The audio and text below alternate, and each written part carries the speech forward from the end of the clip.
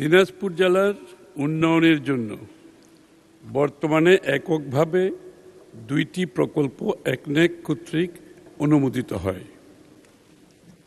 তবে মানব সম্পদ, স্বাস্থ্য, শিক্ষা, অবকাঠামো উন্নয়ন সহ বিভিন্ন সেক্টর ডিভিশনে অনুমোদিত উন্নয়ন প্রকল্পের মধ্যে দেশের অন্যান্য জেলা ও উপজেলার সাথে 30টি প্রকল্পে দিনাজপুর জেলা অন্তর্ভুক্ত রয়েছে।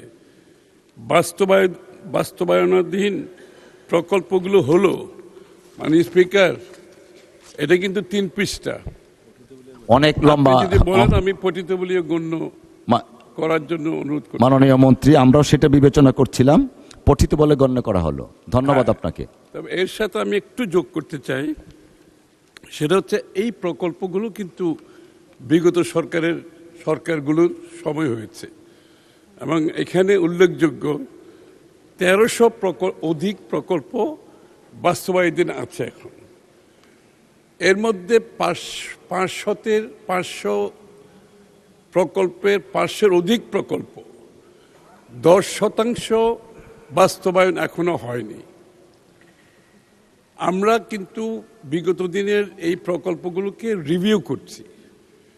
অনেকগুলো প্রকল্পের মধ্যে এখানে অপচয়, দুর্নীতির ইস্যু রয়েছে।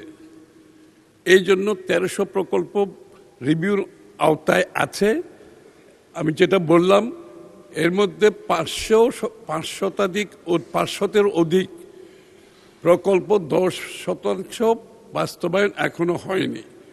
তো সুতরাং এটা আমরা যেটা রেকর্ড হবে সেখান থেকে বললাম। আর যেহেতু এটা বিগত দিনের সরকারগুলোর প্রকল্প, এগুলো নিয়ে আমার এর চেয়ে বেশি বলার কোনো সুযোগ নাই। তবে আশা করি আমরা যে প্রকল্পগুলো এখন গ্রহণ করছি, মাননীয় প্রধানমন্ত্রী এবং বিএনপির যে আগামী বাংলাদেশে দেশ গঠনের প্রকল্প যেগুলো গ্রহণ করছি, সেগুলোর মূল উদ্দেশ্য হচ্ছে গ্রামীণ অর্থনীতিকে চাঙ্গা করা, গ্রামীণ মানুষের জীবনযাত্রার মান উন্নয়ন করা।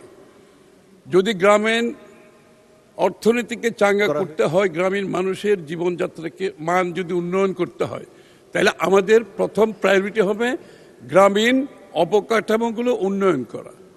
এই জন্য আমি আশা করি আগামী দিনে আপনাদেরকে আরও বেশি ভালো খবর, সুখবর এই সরকারের পক্ষ থেকে দিতে পারবো।